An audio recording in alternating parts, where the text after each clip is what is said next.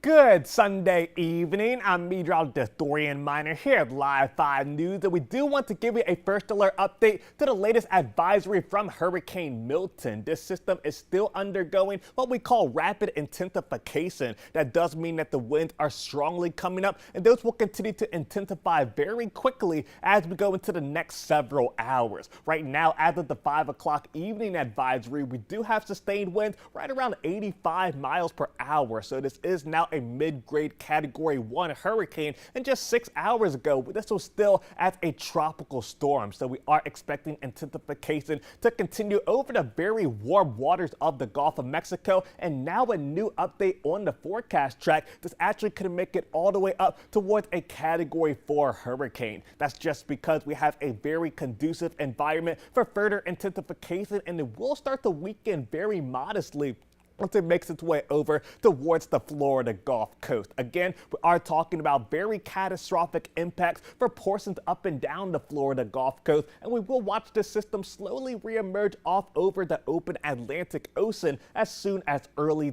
Thursday morning. That does bring the cone of uncertainty a little further to the south, which means we should start to see some more limited impacts across the low country compared to the previous forecast. Either way, we'll have the opportunity for some very small chance of the rain. We do want to give you the first alert as well, as a cold front will be moving to the south of our area by Tuesday afternoon and evening. Again, those rain chances are on the lower side as we are tracking a very dry atmosphere, but that will actually dictate how far north or south this system is able to progress over Florida. The current thinking, at least from our afternoon and evening guidance models, is that most of us will remain dry. A very strong landfall is still anticipated across portions of Florida, and we'll notice overnight into the early parts of our Thursday morning that will be our very small window to see some light to moderate rainfall. That rainfall should stay confined to places near the coastline.